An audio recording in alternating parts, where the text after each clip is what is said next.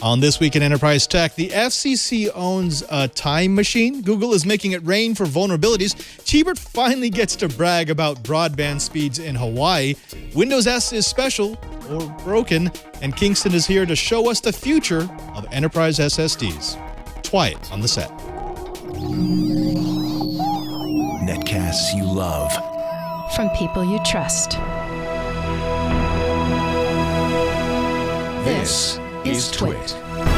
Bandwidth for This Week in Enterprise Tech is provided by CacheFly at CACHEFLY.com.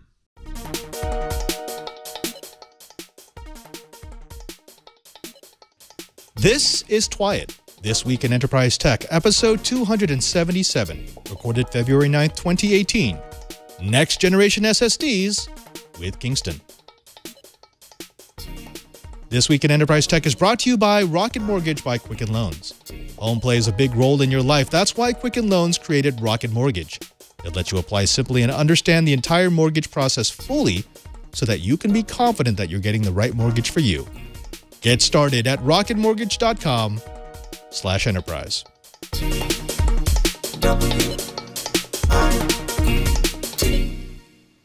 Welcome to Twiet. This Week in Enterprise Tech, it's the show dedicated to the enterprise professional, the IT pro, and the geek who just wants to know how the world is connected. I'm your host, Father Robert Ballister, the digital Jesuit, your guide to all things in the enterprise. But I can't guide you by myself. I need a little help from my friends, starting with Mr. Brian Chi. He's the director of the Advanced Network Computing Laboratory in Honolulu, Hawaii, who is currently suffering from a cloud of VOG. Cheeber, what is VOG? Volcanic fog. It's sulfur dioxide mixed in with superfine pumice and stuff like that in the air. It actually makes the mountains look like watercolor. Ooh, and I'm sure that's really extra good for your lungs, too. Oh, yeah. And it also creates a lot of acid rain, too. Now, someone who doesn't deal with acid rain, just a whole lot of rain, is Mr. Curtis Franklin, who is currently, I think, he's hiding out in John Wick's basement. Curtis, are you okay? So far, so good, Padre. Just in the middle of moving things around the house and reconstituting the swamp studio here, but all is well in the Sunshine State. Fantastic. Well, gentlemen, we've got a great show for the Twiet Riot. Not only are we going to be going over our blips and our bytes, but we've got Kingston coming in. They're going to give us a little update about the state of flash memory, SSDs, and uber fast storage. But before we get there, Cheebert, you know what? Us tech people, we are a pretty tight-knit community, and whenever we lose one of ours, it kind of hurts. You've got a little news about a friend. Yeah. So, sadly, we mourn the passing of SNMP researchers CEO Mary Louise Case, wife of SNMP's creator, Dr. Jeff Case. Together, they helped shape the early internet and influence the world of network monitoring throughout our industry's infancy. Twiet would like to celebrate the amazing impacts of an industry luminary. Thank you, Cheebert. All right, so let's go ahead and jump into the blips. And the first one is a hot, steaming piece of pie. Let's do that again. Now, the FCC has been really popular with ISPs recently, not so much with the majority of consumers it was designed to serve. Between the reversal of net neutrality, the lifting of privacy requirements for ISPs, the abortive attempt to let telcos off the hook for deploying in rural areas, and FCC Chairman Ajit Pai's ill-advised mocking of consumers, it's been tough to be associated with a government entity that has dumped much of its workload onto the FTC. It's no surprise, then, that Chairman Pai used the annual broadband deployment report to tout the benefits of his policy changes. Among the highlights, 92% of the U.S. population has access to services at 25.3 megabytes per second up-down, or LTE at 5.1. Rural areas have hit 68.8% deployment, and urban 97.9%. 88% of schools meet the FCC's short-term goals of 100 megabits per second per 1,000 users. Companies like Charter and Comcast have increased their deployment expenditures, and the U.S. ranking against other countries on the basis of price and broadband speed has shot up from 25th place in 2013 to 10th. Now, all of this proves, according to Pai, that, quote, agency actions have restored progress and that increased investment in deployment is a direct result of the repeal of net neutrality, unquote. One problem. The data for these results come from 2016, and Pi's policies don't go into effect for another 2 months. So either the FCC has developed a time machine, or Chairman Pi is trying to claim spectacular results from the last chairman's policies. Which one it is, I'll leave up to you. Well, Americans are working from home and using less energy. Who would have thought? I know we've been hearing about companies allowing less and less work from home, but the folks at the University of Texas at Austin have been comparing numbers back from 2003 versus numbers from 2012, and have been finding a shift in the number of days people spend in their homes. The big premise is that on a minute-by-minute basis, commuting is the most energy-intensive activity a normal person does in their life, and that less travel translates to some pretty large energy savings. The researchers also broke down their numbers by age groups and naturally found that the 18 to 24-year-old age group had the most significant change over that period, but also saw a really big change in the 65 and older group. I should strongly point out that you can make statistics say just about anything. But if you agree with the premise that commuting really is a huge energy soak, then perhaps corporate America really does need to re-examine the work from home policy. Well, Google paid millions for vulnerabilities last year. In 2017, Google issued a total of $2.9 million as part of its Google Vulnerability Reward Program. More than $1 million was given for vulnerabilities discovered and reported in Google products, and $1.1 million was given for Android bugs. Google reports it gave out 1,230 individual rewards, and 274 paid researchers were involved in the program last year. Now, so far, the program has paid out $12 million since it was first created in November of 2010. A related program, Vulnerability Research Grants, awarded $125,000 to more than 50 security researchers around the world. Now, this initiative pays the researchers and invited experts to investigate the security of Google products and services, even in situations where no vulnerabilities are discovered. And the programs have not ended. Google is bumping up the highest reward for a remote exploit chain, or exploit leading to trust zone or verified bot compromise, from $50,000 to $200,000. It's also increased the top reward for a remote kernel exploit from $30,000 to $150,000. The range of rewards for remote code execution runs from $1,000 to $5,000 per bug found. The U.S. military-industrial complex has created some of the most advanced technologies on the planet, from exotic materials that allow for the creation of hypersonic space planes to AI that enables swarm logic and pattern recognition in drones to futuristic avionics packages. Defense contractors can work on a level that others can only dream of. It's doubly too bad, then, that they keep falling for basic phishing attacks. The AP recently released a report based on data between March 2015 and May 2016 that found upwards of 40% of 87 defense contractors clicked on emailed phishing links that were designed to steal credentials or install malware that would compromise secure networks. What makes this doubly disturbing are reports that Fancy Bear, the Russian-linked hacking cooperative, has been specifically targeting these employees at Lockheed Martin, Boeing, Airbus, GE, General Atomics, and other defense-contracted firms. These companies collectively hold all the secrets for the latest and next generation of missiles, fighters, bombers, drones, communications, and intelligence gear, and the like. No word yet on exfiltration of data, but it is immediately concerning that the myriad of technologies and procedures put into place to secure these secrets seem to have been one click from failure. You know, I never get to brag about internet speeds in Hawaii until now. So here's a quote that I'd love to read. By year end, we'll offer gigabit services in virtually everywhere we serve at all 50 million passings, Charter CEO Tom Rutledge told investors in an earnings call Friday. The number of residential units among those 40 million locations is somewhere above 40 million, which according to the Ars Technica story amazingly includes the island of Oahu in Hawaii. He goes on to say Charter offers the 940 megabits per second download and 35 megabits per second upload package over equipment using version 3.1 of DOCSIS, the industry's data over cable service interface specification. While future DOCSIS gear will allow symmetrical uploads and downloads, standard cable plans are far from offering symmetrical speeds right now. So the real question is whether I'm willing to spend more for the so-called gig services. Considering I'm a heavy VPN user, I actually need more uplink than downlink. Now, I'm not sure if doubling my subscription cost is worth this small bump in upload speeds. The Infraud organization was responsible for over $500 million in losses to institutions and individuals worldwide, but law enforcement has shut it down.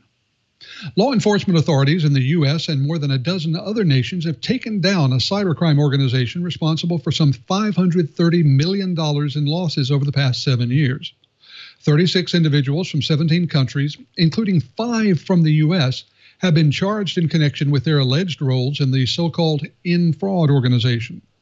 According to Deputy Assistant Attorney General David Rybicki, Infraud was truly the premier one-stop shop for cybercriminals worldwide. Over the course of the Infraud organization's 7-year history, its members targeted more than 4.3 million credit cards, debit cards, and bank accounts held by individuals around the world and in all 50 states. As of last March, Infraud had over 10,900 members, making it one of the largest such operations on the Internet prior to its takedown this week. As has become common with other cybercrime operations these days, Infraud had a formal hierarchy in place with defined roles for members according to the indictment papers. The 50-page indictment unsealed today does not allege that Infraud members committed any actual data breaches, but those operating on the forum offered tools and services that certainly would have facilitated those criminal activities. As goes Foxconn, so goes the rest of the world of manufacturing. Well, that's not a saying yet, but it might as well be in concerns with the electronics manufacturing industry. Foxconn, the juggernaut of assembly lines, has announced that they will be cutting more than 10,000 positions from the 60,000 workers at their Innolux arm, which makes panel displays at several factories in Taiwan.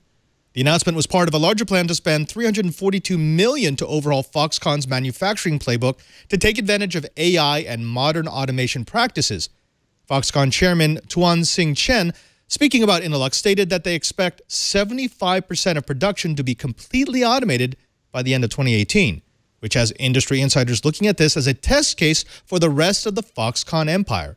If Foxconn can eventually eliminate more than 60% of its workers at a major profit center, then it's not a matter of if they'll follow suit at their other factories, but when. Furthermore, this raises several red flags for recent efforts to lure factories and production centers with tax incentives and favorable loan terms. If the Foxconn trial is successful, and there's no reason to think that it won't be, future major factory expenditures will most likely be aimed at reducing the workforce, not creating more jobs, as those incentives are designed to do.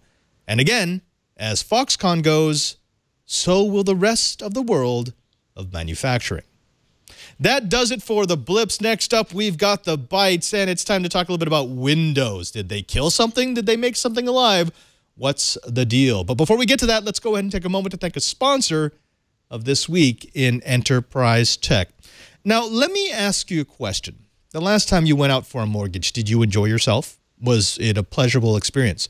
Was it something that was easy because we live in a digital age and therefore you were able to present all your information with a swipe of a key or the tap of a button? Well, the answer is probably no. This is why we are so happy to have Rocket Mortgage by Quicken Loans as a sponsor of the Twiat Riot. Now, Quicken Loans figured out that the mortgage experience was not keeping up with the times. It was dated and it needed a client-focused technological revolution. That's why they created Rocket Mortgage. Rocket Mortgage gives you the confidence that you need when it comes to buying a home or refinancing your existing home loan.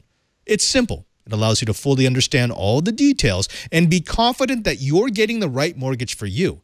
It's convenient. Their trusted partners allow you to share your financial information with Rocket Mortgage at the touch of a button. No more bringing in banker's boxes filled with old receipts and pay stubs. You live in a digital world. Be digital. It's powerful. Whether you're looking to buy your first home or your 10th, Rocket Mortgage is able to perform thousands of calculations in just seconds. And with those calculations, based on your income, your assets, and your credit, Rocket Mortgage can analyze all of the home loan options for which you qualify and then find the one that's just right for you. It's Rocket Mortgage by Quicken Loans. Apply simply, understand fully, mortgage confidently. To get started, go to rocketmortgage.com/enterprise. That's rocketmortgage.com/enterprise. Equal housing lender license in all 50 states. NMLSconsumeraccess.org number 3030. And we thank Rocket Mortgage by Quicken Loans for their support of This Week in Enterprise Tech. Let's go ahead and jump into the bytes. Now, this one is kind of weird. I'm not sure if a lot of people actually understood what Windows 10S is, but Windows 10S is no longer a standalone product. Now, those who have been following this understand that this was a move that Microsoft was making to compete with Apple and Google. They wanted to make the Windows S mode. It was going to be a more controlled, more tablet-like, more professional experience for people who are used to the sort of BYOD environment. Now, the downside to this was that it was only going to be free for Microsoft Service customers, and everyone else was going to fork over $50. Not so great. And especially when you consider that the people who got early copies of Windows S were complaining that really all it does is limit you. You could only install apps from the Google Store. You could only install apps that had been vetted by Microsoft. And that app ecosystem was sorely missing. People were saying that Microsoft was trying to duplicate what Apple and Google had with their iPad and their tablet, but they just were making no one happy. People who wanted tablets would find their system a bit too complicated, and people who wanted a Windows PC would find their system too limited. Now, OEMs will theoretically be able to choose whether or not to ship their PCs with S mode on or off, which opens a possibility that you might have to pay up to disable S mode, which is fun on its own. Now, in the same way that you would have to pay $49 to go from Windows 10S to Windows 10 Pro today. Cheebert, I want to throw this over to you. S mode has been, I don't know, it's been something between hope for the future that maybe Microsoft has a mobile device plan to ridiculed. Where did you fall? Okay. I'm actually trying to put this into perspective. The Google Chromebook and iPads are absolutely taking over the K through 12 market. And it's all coming down to support costs. When you can have any Tom, Dick, or Harry, install anything you want, you start getting some really interesting support issues on malware, viruses, all kinds of stuff. But when you have applications that can only come from the Microsoft App Store, that support cost goes way, way, way down, which is why Chromebooks are so popular now for K through 12. What Windows 10S does is it's Windows RT. I have an original Surface RT, and that has never slowed down. It has always been consistent because I can only have vetted applications installed on it. I actually gave one of them to one of my nephews, and they're still using it. And it's great for them. He actually likes it better than the Chromebook. So if Windows 10S is really just like an Intel version of Windows RT, they might have something, but for the K through 12 arena. Yeah, and I think a lot of people who are watching this, they were afraid of that, because let's go back 2 decades and remember why Apple came roaring back.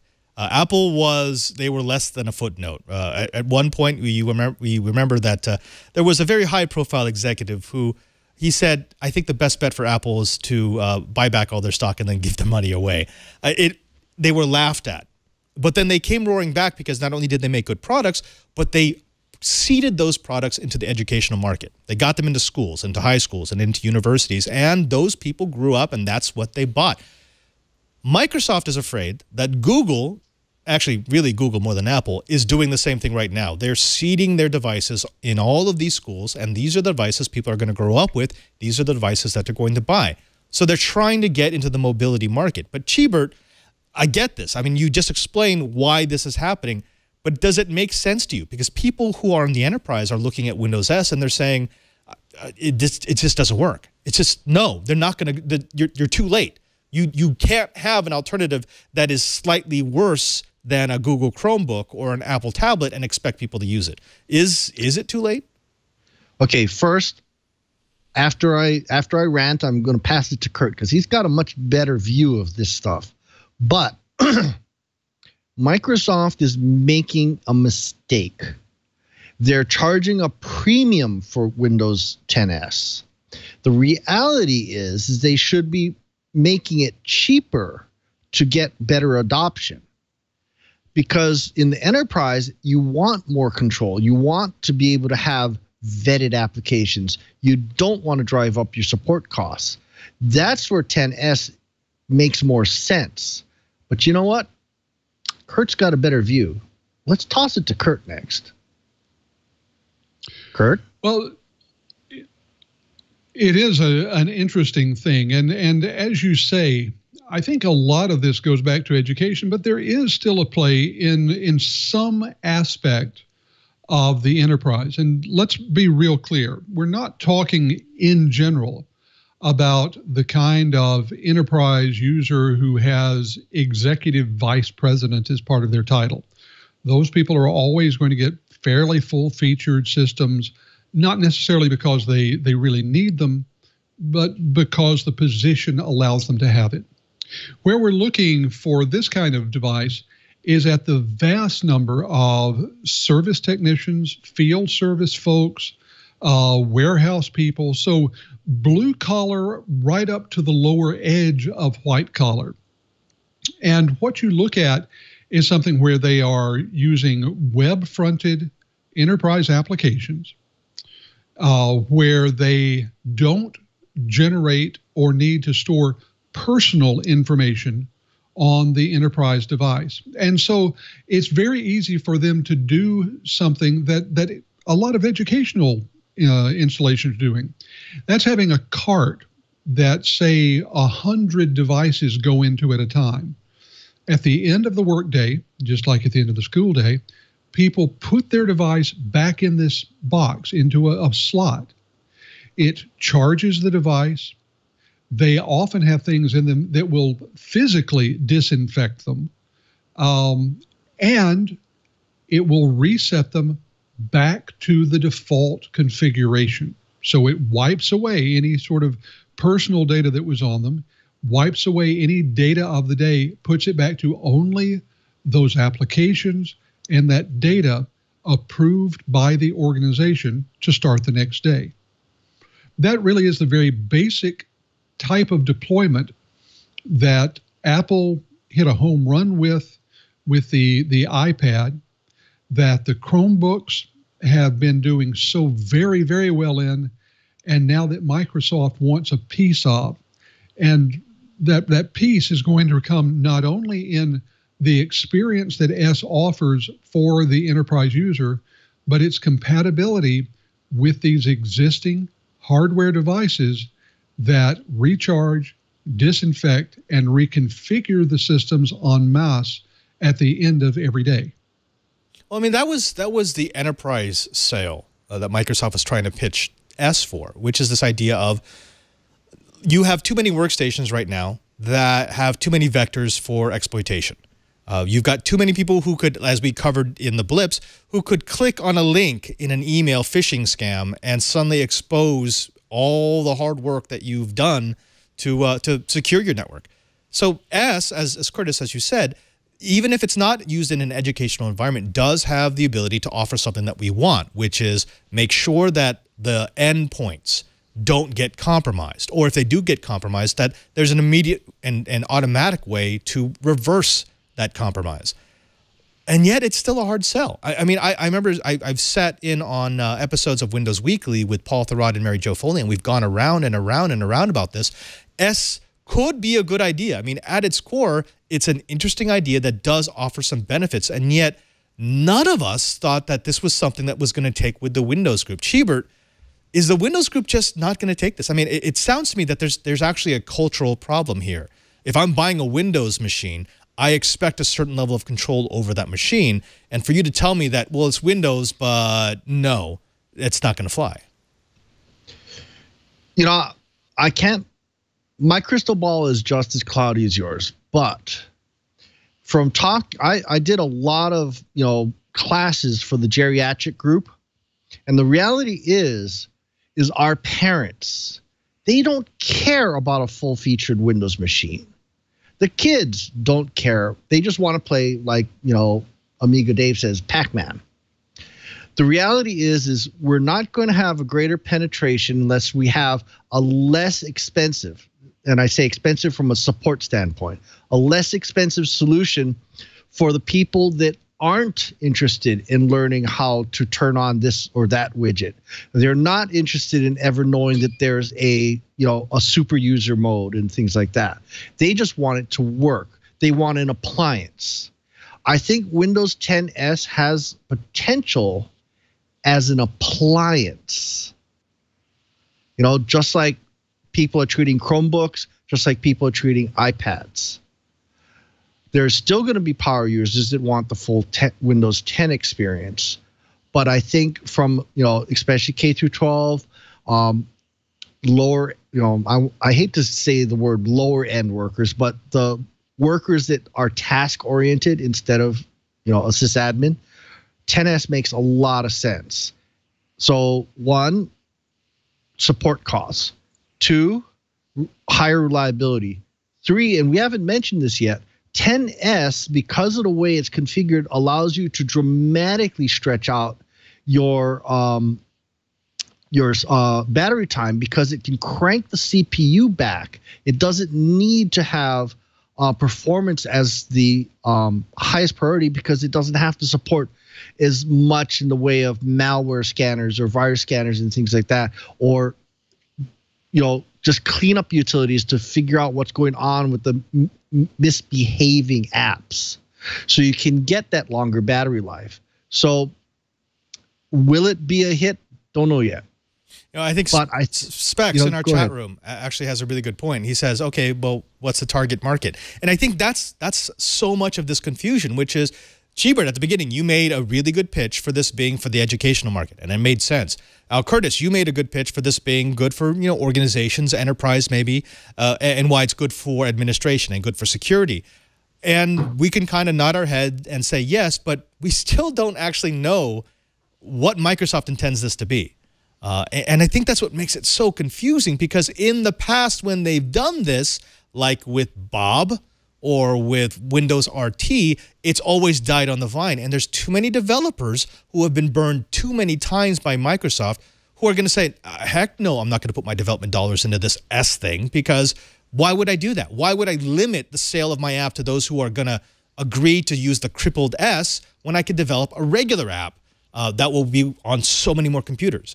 I think until Microsoft figures out that targeting issue, who is this exactly for, they're not going to get the apps in the store to make S work properly. Achiever, I'm going to ask, actually, no, Curtis, I'm going to ask you first. Your crystal ball here, one of the things that we tossed around here at Twit was this idea of Microsoft needs to make S the free operating system.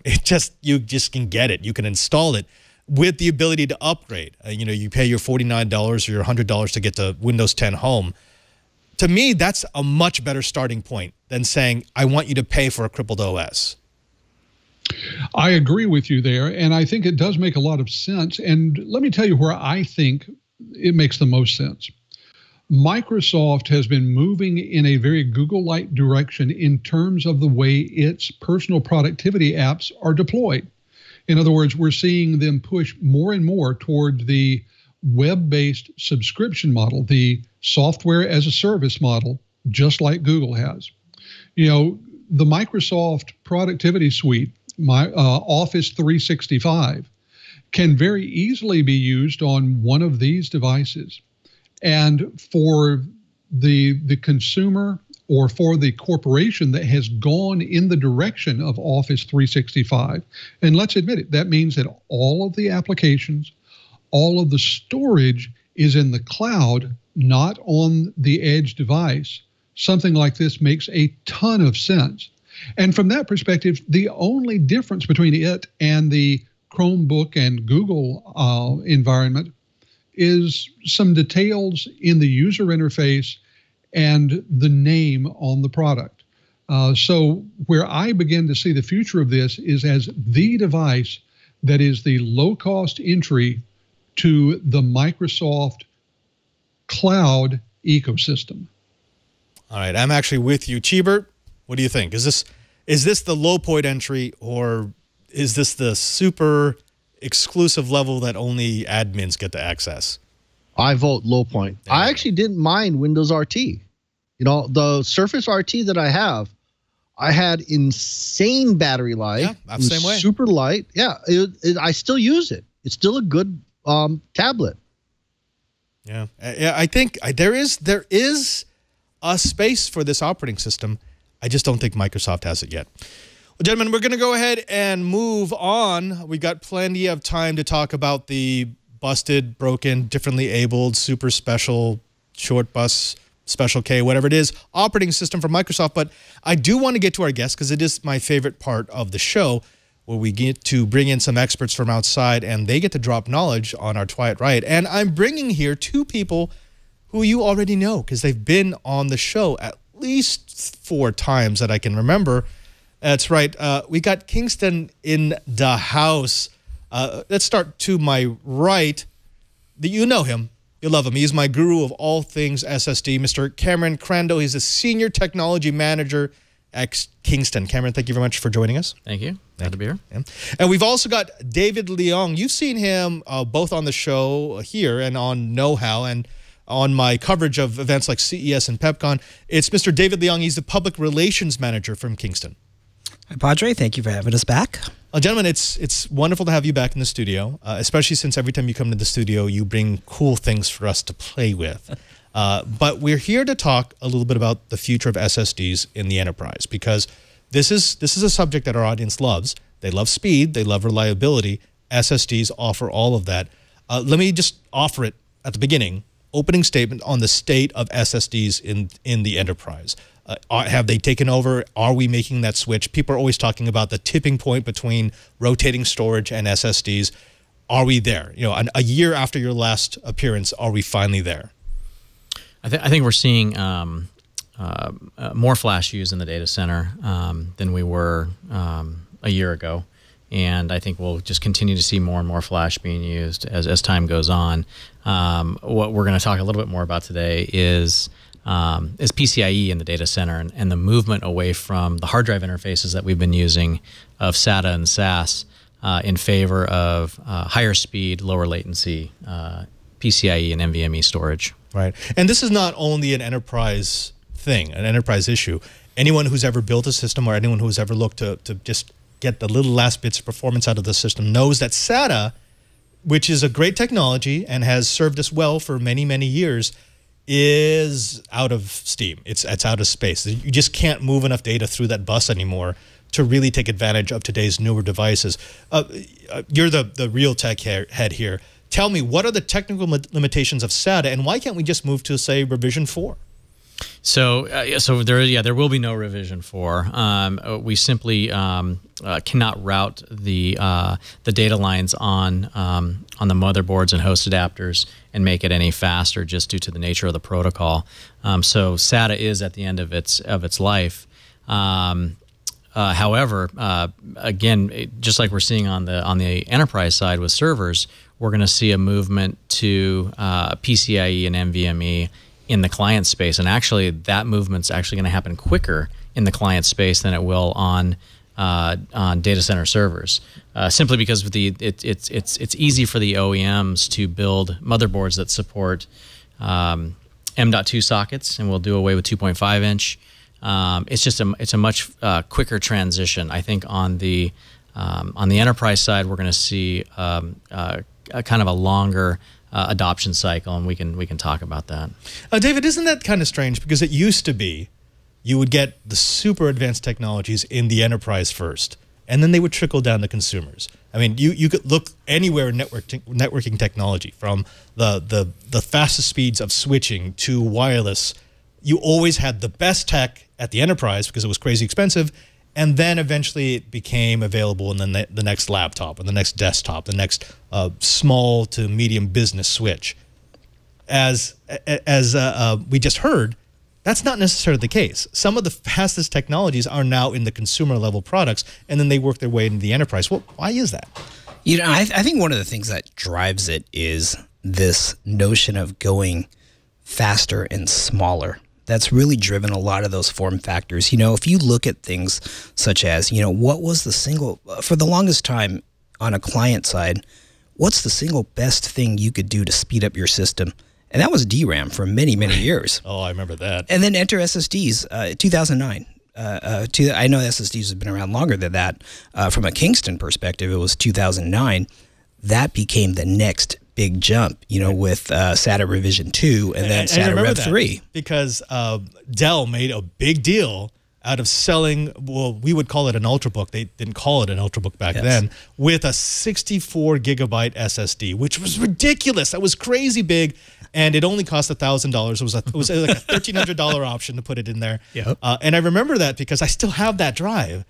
And it still works. I mean, it's crazy slow compared to today's SSDs, but you're right. That was one of those, I can't believe how fast this is. Unfortunately, it cost 20 times more per megabyte than a rotating drive. Oh, you bet. You know, I have one of my laptops at home. I bought it right around 2009, 2010. It has a like 160 gig SSD in there. That's a SATA 2. But I went from, you know, a minute boot up time to 30 seconds. I went from shutdown time down to like 10 seconds, and that's on SATA Rev 2. Now, I paid probably $500 for that in 2009, 2010. It's crazy how prices have come down, and that's what's driving the adoption. And I think on the enterprise side too, that with everything, price drives adoption. Okay, let's take a step back and talk a little bit about this price drives adoption, because there was just a huge upset in any industry that touched the memory market. This last year has been exceptionally difficult for a lot of manufacturers. AMD is still suffering from this on their graphics side, and that was that there was a transition. We've all heard of effects of this transition, a transition from 2D NAND to 3D NAND, and that killed supplies. Can you talk a little bit about that? What was the problem? Sure. It was really, it boiled down to a yield issue.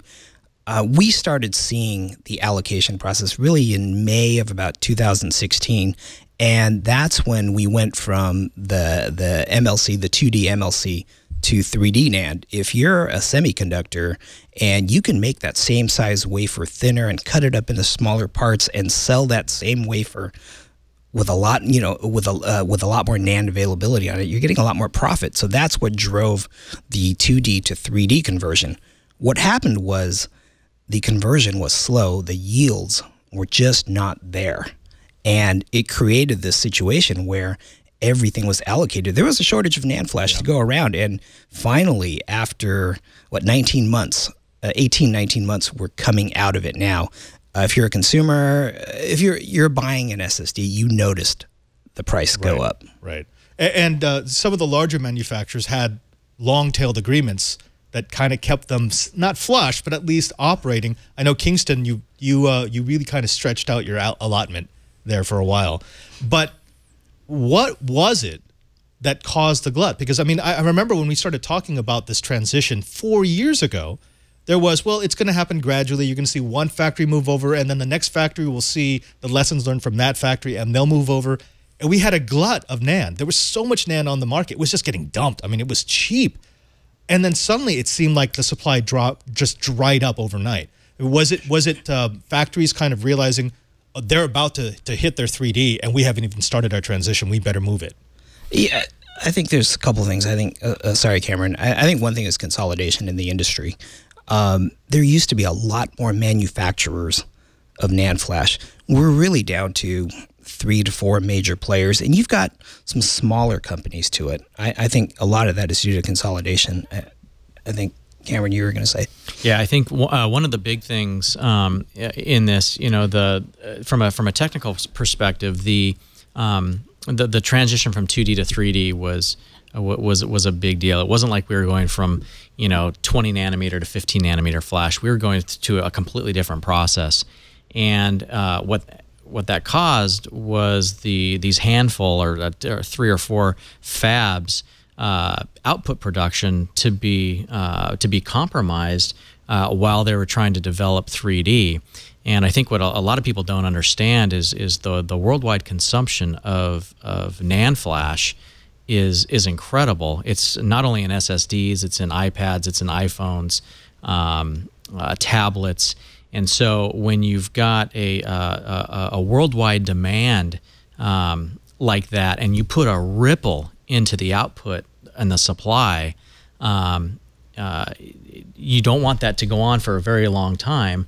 Otherwise, you've got a lot of issues in regards to being able to deliver products and so forth. So that's kind of what happened. We had this lengthy transition because it was so different from 2D to 3D. And so our outputs dropped, but the worldwide demand was still very, very high. So we went into this very long period of allocation and short supply. Now we've got 3D NAND yields doing very, very well. Now we've got a lot of NAND in the marketplace, and we're seeing a lot of good things in terms of supply, in terms of prices coming down. So at this point in time, the future looks very good for supplying the not only the SSD manufacturers with NAND Flash, but also other devices that take NAND as well. Right, right, and that's actually one of the things that we learned during the supply constraint, and that is how many parts of the industry really do rely on a steady flow of NAND memory. It's just, I mean, it's everything from, again, graphics cards to personal media devices. If they don't have the NAND, they just can't make their devices. Okay, so we've gotten past the glut, and now we're doing good things with this NAND. Is everything 3D now, or there's still some 2D parts in the channel?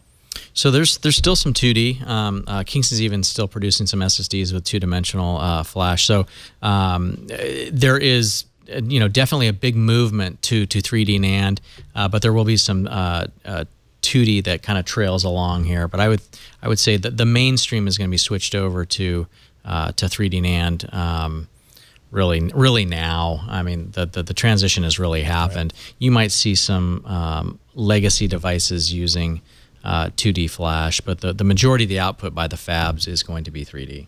Let me ask you about this, because when we made the transition from single level to multi-level NAND Flash, there was a little uproar because you had people who love to benchmark saying, well, multi-level is never going to be fast as single level. Single level, the addressing is so much faster and you can do so much more with it.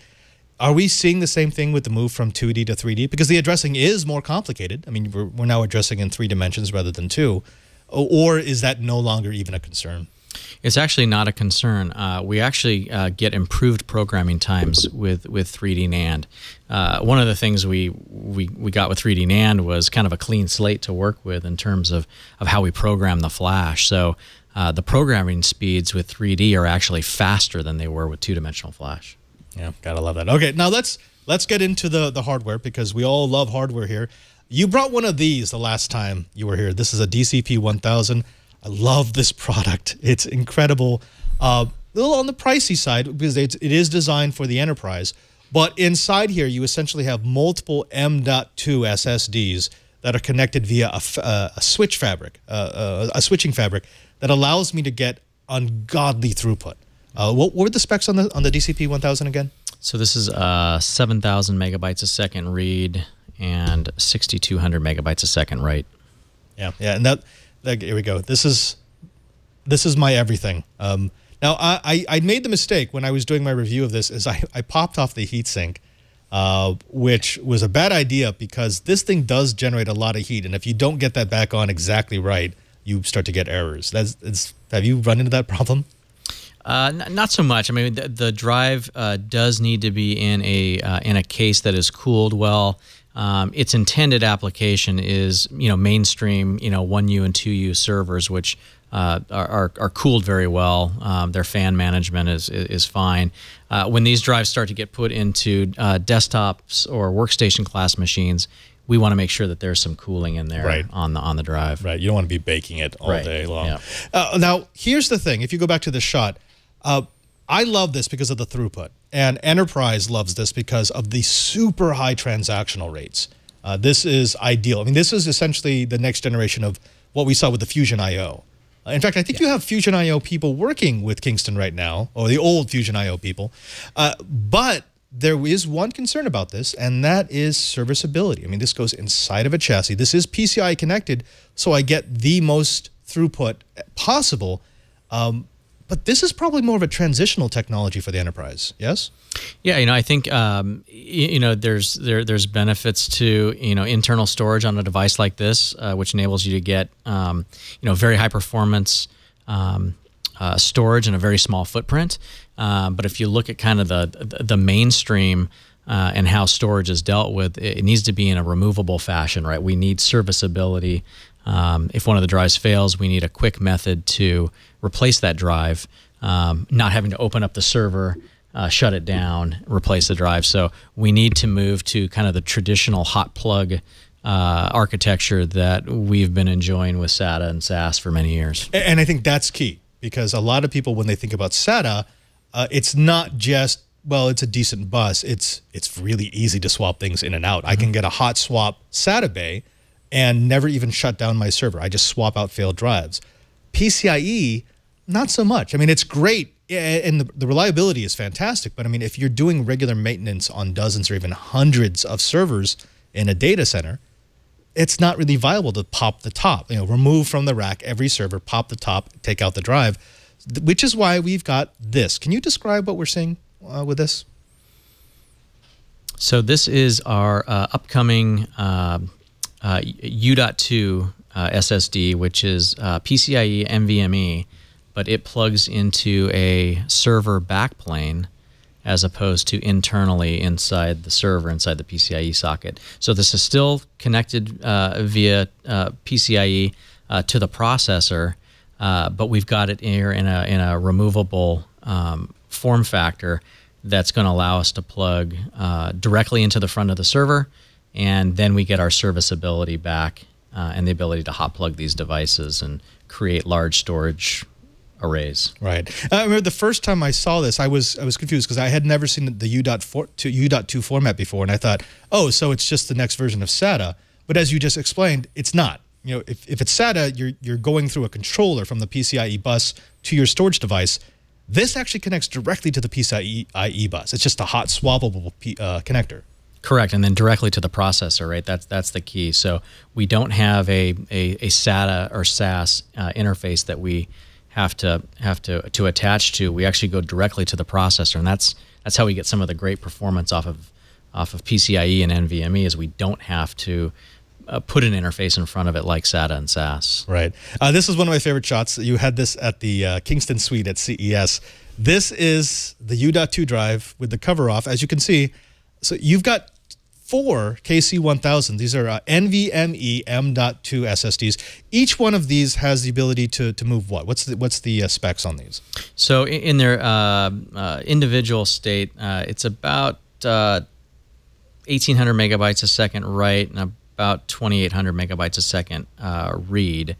But in the combined format here, we can get about 3,400 megabytes a second read and write. So that pretty much saturates the by-4 connection that we have in the connector there. Right. Oh, if you look at the back, Kevin, there we go.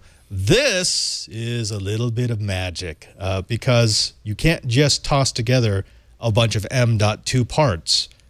You don't have enough PCIe lanes. Right. This is actually the switch, and you talked about this last time. Can you describe again the magic that this liquid chip does? Yeah, so this is a PCIe switch, and these will be very commonplace on server backplanes and large storage arrays. It's really the only way we can really aggregate a large number of SSDs and be able to connect it to the processor. You're right. We simply run out of processor lanes pretty quick as we add SSDs to a server. So what this switch does is it's basically like a hub, right? So we're able to port in this case, 4 physical drives to a single by 4 connection, and the host operating system and even the processor. They're going to see 4 individual drives, but we're not consuming all those PCIe lanes all at once. Right. Big question though, and Dave, I want to toss this to you first.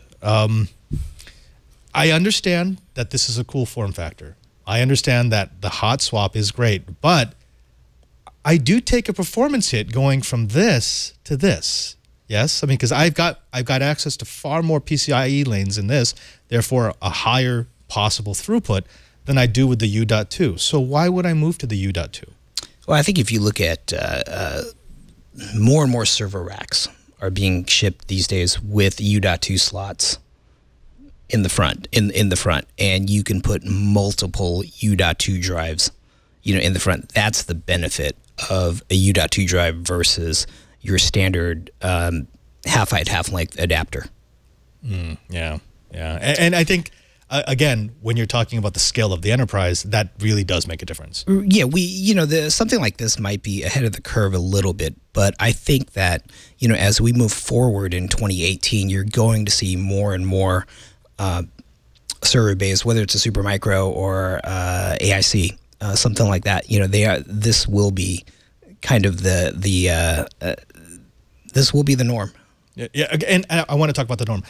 When will it be the norm? I mean, yes, I have seen products coming out. When I was at CES, there were plenty of server chassis that now incorporate UDOT 2, but that's sort of like, okay, this is new. This is something you should consider. When does this become the standard? Like, I can walk into a modern data center and there's nothing but racks and racks with UDOT 2 slots. Yeah, so there's some predictions by industry analysts that by 2020, 60% of the drive bays in data centers will be populated with UDOT 2 PCIe SSDs. 2020 is not too far away, and that's a pretty lofty expectation there. So I think that what's kind of happened over the last few years is we've had the drive technology ready. These UDOT 2 drives have been in the marketplace, but there has been a lack of system support. I think the white box server manufacturers have had a pretty broad range of these chassis over the last couple of years. Where we've been lacking is in the tier 1 server OEMs. And the tier 1 server OEMs are really, I think, key to the adoption of UDOT 2 and UDOT 2 going mainstream. The tier 1s, they're in every major organization, and they bring a lot of education to the marketplace. I think what we see today, I go out and talk to a lot of customers, both end user customers, system integrators. There just isn't a whole lot of knowledge about NVMe out there. So it's the companies that are really on the leading edge of technology. They follow technology real closely. They're the ones that are using NVMe today. But if you look at the mainstream market, it's still dominated by SATA and SAS. And a lot of it is simply because the end customer just really doesn't know much about it. So there's a big education piece that needs to come along with this. But to answer your question, the tier 1 server OEMs are offering more chassis now with NVMe drive bays in them, and the customer now has the option to configure their new server with either NVMe SSDs or SATA SAS. I mean, in the PC market, I think there are not many more components that have more inertia than storage. We get stuck with our storage choices, and we don't like moving away from them. So I think, we're hitting that crucial tipping point where people start saying non-SATA NVMe devices. That's what we want. Yeah. We do have one question before I bring my co-host back in here, because we have a question from Emily the Strange, who wanted to know, could you do all this in software? And this is actually a good question, because it helps us to really draw out why Kingston is using this switching fabric from Liquid. We've explained it just briefly, but essentially, if you try to direct connect all the M.2 components, you will run out of lanes almost immediately. Like this one, you will use 8 lanes. Each of these would use 4 lanes, so I would have 16 lanes, right? I've just used up all of my available PCIe lanes. The switching fabric allows me to essentially reuse the lanes, just switching from device to device to device. And the way that Liquid has created this switch, it does it with no noticeable latency, lag, or dropout. That's the secret sauce, right? That's what Kingston has that you think is really going to make this popular in the enterprise. Yeah, the switch on the SSD itself enables us to bring high density to a single socket. It's going to be very common to have systems where these switches are in multiple locations. They may be on the SSD. They're going to be on the backplanes of the servers to enable connectivity to the processors. Without the switching technology, one, you're going to run into processor lane limitations. You can configure NVMe SSDs without a switch, but it takes some manual processes to do some BIOS bifurcation. Right. And a lot of customers want, they want plug and play. They want to receive the drive, open it up, plug it into the server, and go. Not have to go in and make changes to the BIOS or to the system. So, and by the way, at the suite, I did have a chat with the Liquid engineer who was there, and I had a simple question. I'm like, well, so can I switch a switch? Sure. Can I take a UDOT 2 that already has a switch in it and then put it into a motherboard that has a switch? And he said, oh yeah, that's absolutely fine. So I mean, you really are, with this kind of technology, you are greatly expanding the number of devices you can put into a single backplane. Yes, yeah, and the switches are critical. Without the switches, we would not be able to display SATA and SAS today. Yeah. So in order to display SATA and SAS, we need a method to be able to aggregate lots of SSDs. You walk down the rows of data centers in organizations, and all the blinking lights, those are hard drives or SSDs, right? And if we don't have a way to scale NVMe, you'll never displace those, right? So the switching technology was key to enabling mainstream adoption of this technology. You're right, because I mean, there is the reliability and there's the throughput, but if I can buy a PCIe card that lets me connect 16 hard drives in a backplane, I'm going to go with that technology, again, because I'm more concerned about serviceability inside of a data center. With the switching fabric, you give yourself that. Yep. Yeah. All right, let me bring my co-host back in here. Cheebert, I know you're under attack at the moment, but hopefully you can hear this and you'll be able to play with us. You've been playing with high-speed storage technologies far longer than I have. Do you agree with the assessment that we're at that tipping point of maybe moving away from SATA, moving to higher density storage, and moving all solid state? Actually, I've got, for the typical enterprise, it's still a wait and see, but we're a big high performance computing user, and NVMe is already starting to appear. I believe we have some proprietary or semi-proprietary implementations on the UH Cray, and the HPC clusters within SOAST itself. More and more of these guys are looking at using NVMe for the master node, where we got to move the data, on and off the SSDs really fast, because supercomputer time makes it worthwhile because it's so expensive to run. Now, as far as everybody else, the people that are really looking at this are the cloud folks. Clouds need to be able to move these images around very fast, and SATA is just too slow. So NVMe, I'm can't wait. I've been hearing about it from Dell and HP and Lenovo, people like that, for I don't know, over a year, and I just go, okay, when is the standard coming out? When is the standard coming out? And that's what I'm waiting for, because we have HPC users that have the money and want to buy it right now. Actually, guys, that's a good question, because I know it's a niche market, but you do have these deployments of supercomputers that have had to create their own storage technologies because that wasn't fast enough. This is fast enough now. I mean, this is something that you could actually give them and say, you can scale this up as big as you want, and it's not as proprietary as you've created it. Have you been approached by anyone, or can you talk about that? Yeah, I mean, we've the supercomputing community was one of the first adopters of NVMe technology. So what Brian is saying is definitely not surprising. So yeah, we have worked with a few different organizations on supercomputing implementations, actually with DCP 1000, we did a lot of donating of products to some of these organizations. Seeding. Yeah, You're seeding exactly. it. See, this is good. So yes, very much the supercomputing market was one of the early adopters for NVMe. So yeah, and we continue to work with those folks today. Yeah, all right. Curtis, I want to bring you in here because, again, you are our I'd say, most well-spoken enterprise guru. You really get to talk to the people, the executives, the luminaries who are making decisions.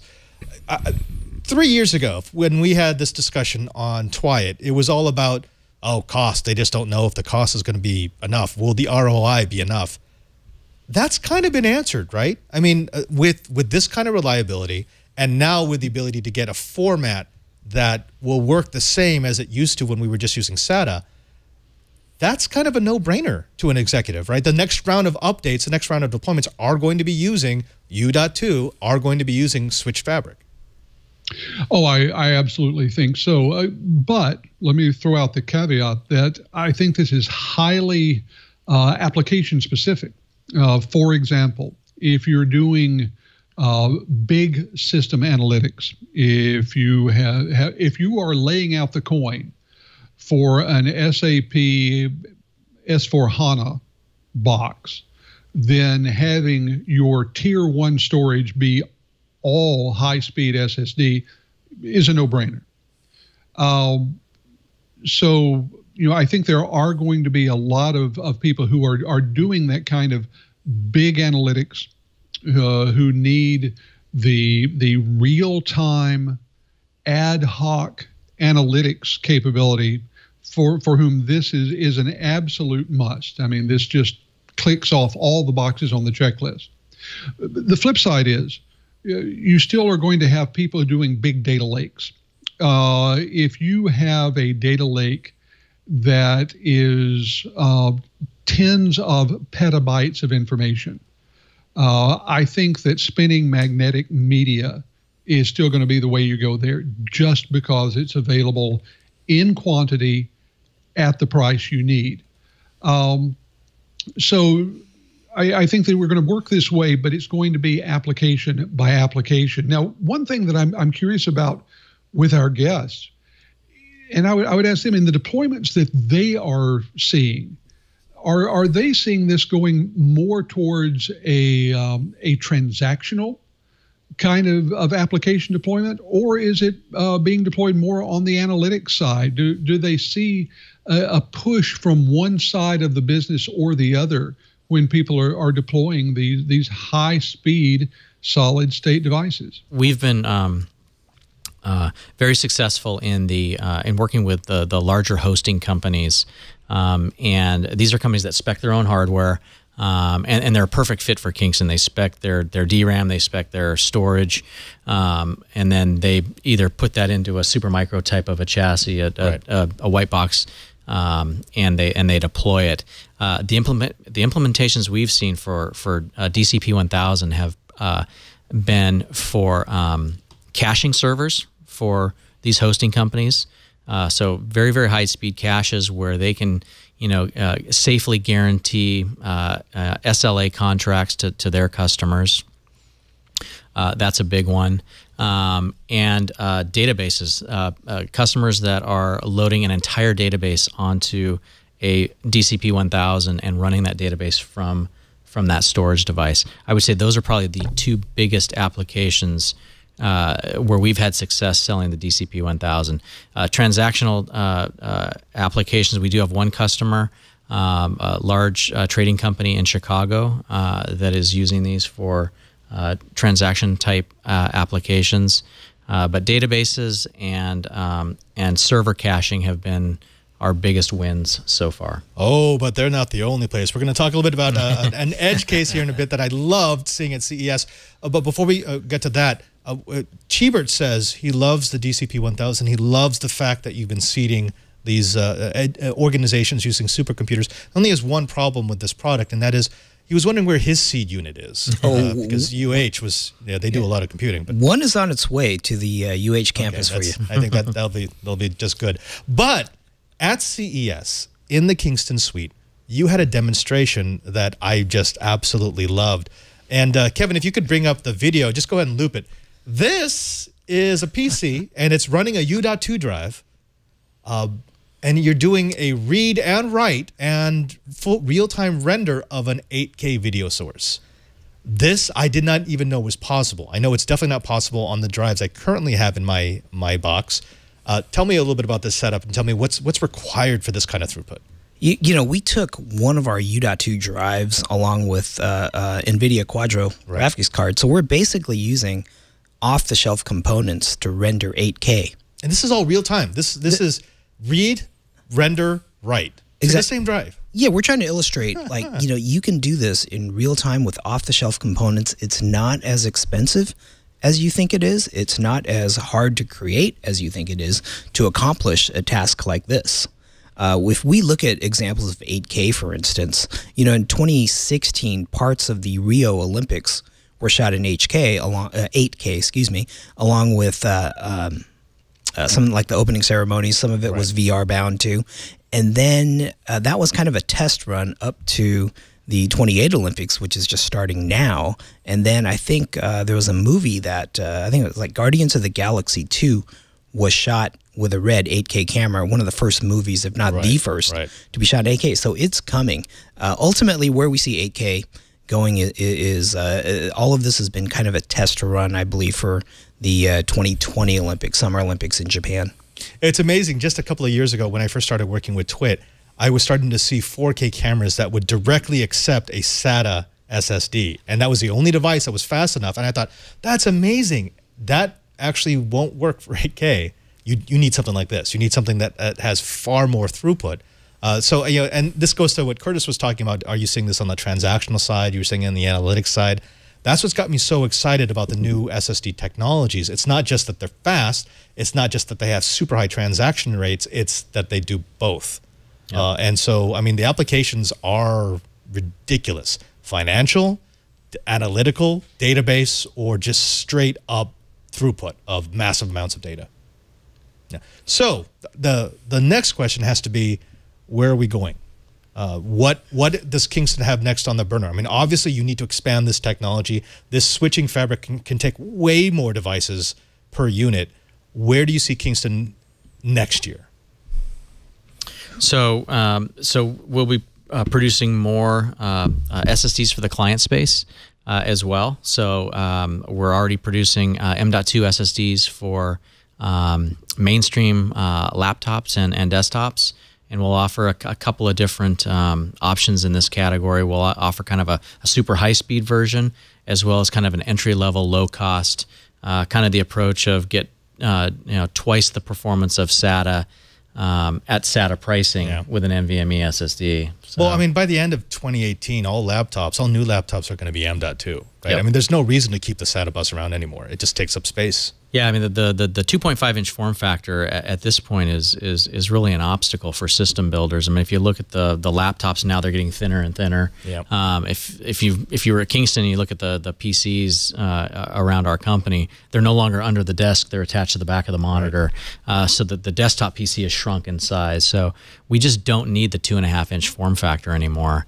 And M.2 is going to pave the way for smaller, lighter, thinner systems.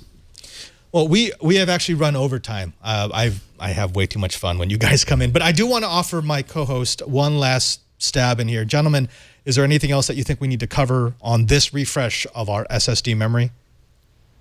No, but, I'm going to need to, like, rob a bank or something so I can afford a bunch of them. Thank you, Kevin. Wow, he is always fast with that graphic. That must be preloaded. Mm-hmm. Curtis, will you be doing any grand larceny in the near future for some SSDs? Oh, I wish I had the kind of big database application going that would require these enterprise SSDs. I've got some smaller consumer level things that I'm saving up my pennies for. Because I've got the video rendering that is just crying out for this kind of stuff. I'm really happy that Kingston is making it possible across a wide spectrum of applications. Yeah, and also remember, just because you don't need it doesn't mean that you don't want it.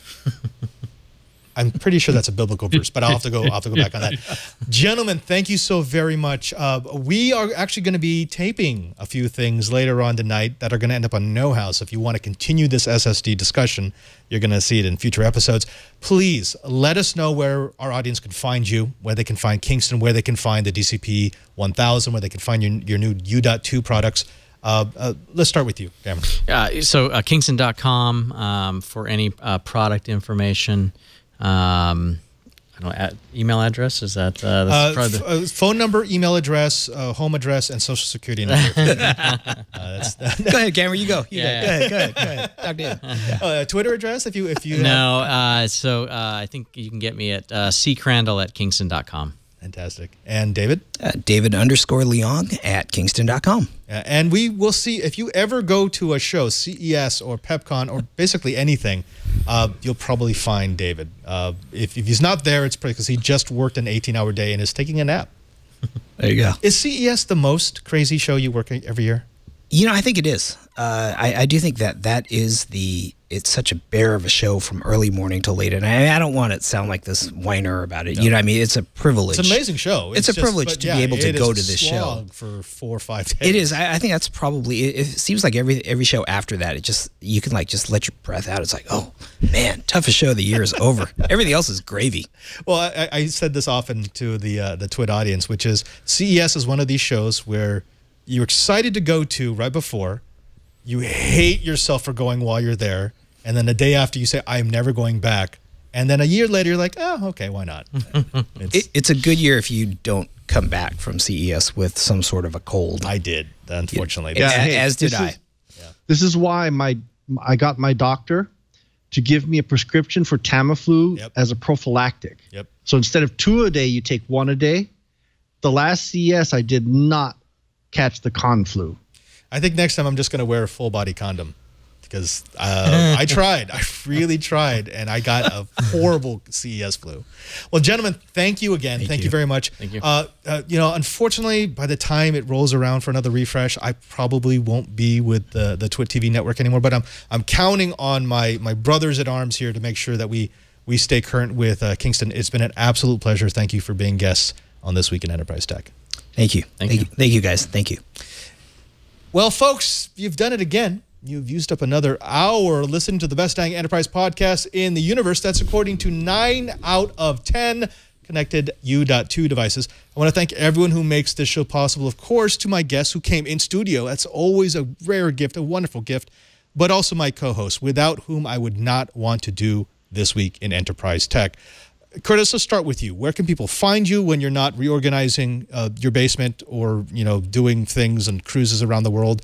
And where can we hear about what's next? Well, the best way is going to remain Twitter for a while. That's at KG4GWA. And with any luck at all, I'll have some news sometime fairly soon. Interesting things are in the offing.